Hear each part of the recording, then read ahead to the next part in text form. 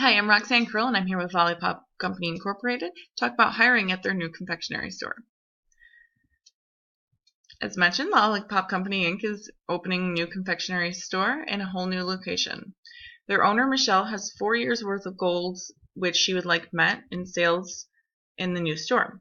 It'll start with $50,000 to be met for the first year in sales, and then it'll increase by 20% for 3 years after that.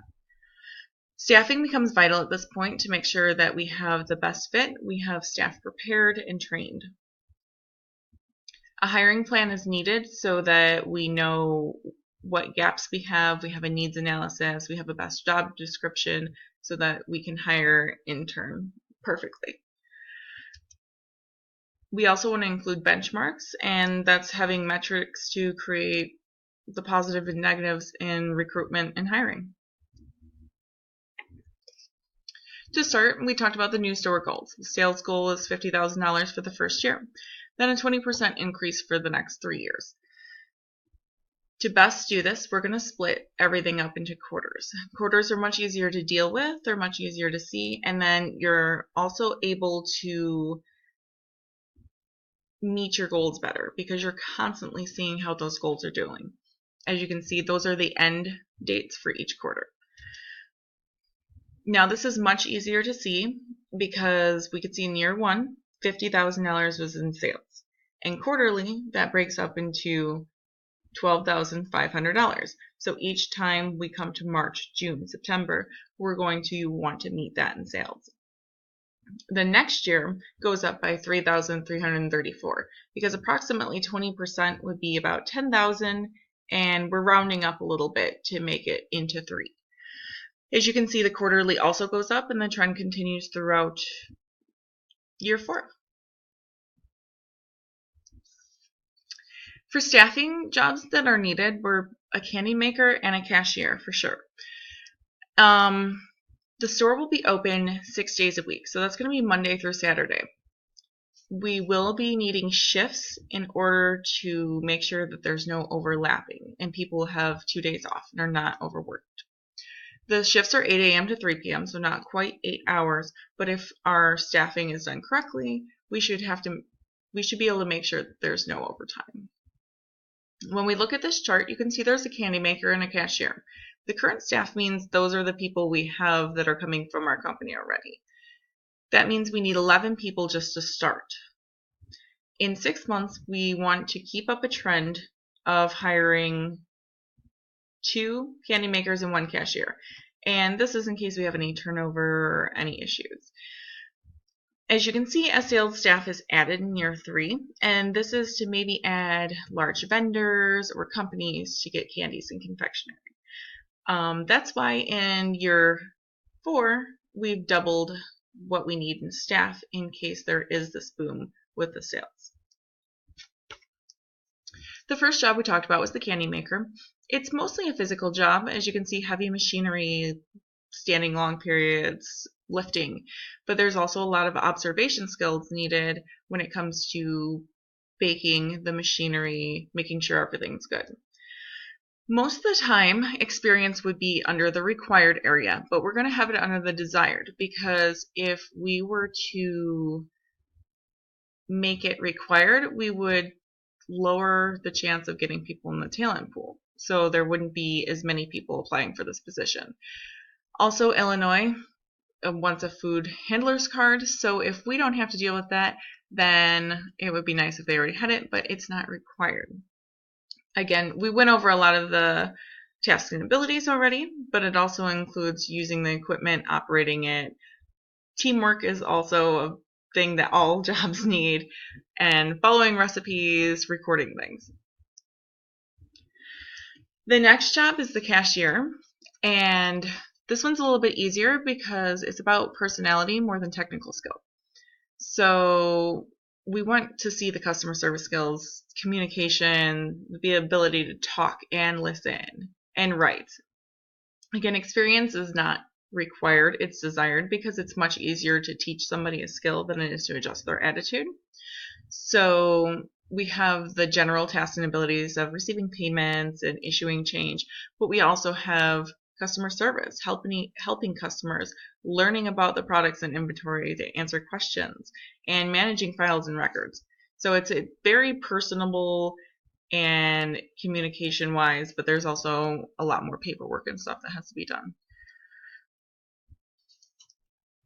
Next, we'll talk about staffing. We did say there was going to be an issue, and that is that there's a small talent pool for candy makers, especially in a new location. There's no similar jobs in that location, so there's no skills that have already been created.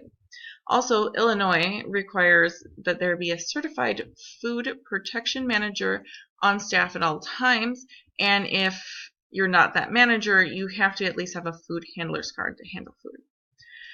Solution, and the best solution, is to use current employees. These current employees that Lollipop Company Inc. already has a lot of these skills and abilities, so it wouldn't be stuff that we'd have to teach for a long period of time. We can also be proactive in our hiring and recruitment and start early, knowing our job description, doing a needs analysis, a job analysis. And we could possibly train beforehand in one of the facilities that are already there also. So the company can use what they already have to their advantage. What would be the best practice? All of them are good ideas, but as this quote notices, it's use your current employees. If anybody's willing to go and move or travel, even for a certain amount of time, it could really help get other employees into the culture. Next is a needs analysis, and that's basically the first step in hiring, and it predicts gaps and helps us predict the future. We can create a template from our current data in other company stores. It won't be perfect, but it'll give us an idea. Then we can adjust that template based off of the needs that we find in the store once it's already up and running. You want to evaluate this at least yearly so that you can find any gaps that cause any unnecessary stresses or losses. And we already went over some of the things that are part of a needs analysis, but you want to make sure you include when to hire. Turnover and reduction of staff is something that's always being written down and monitored. Our hiring plan, of course, starts with the needs analysis and finding our gaps. And then we want to create the best job description to attract the hires that we actually want.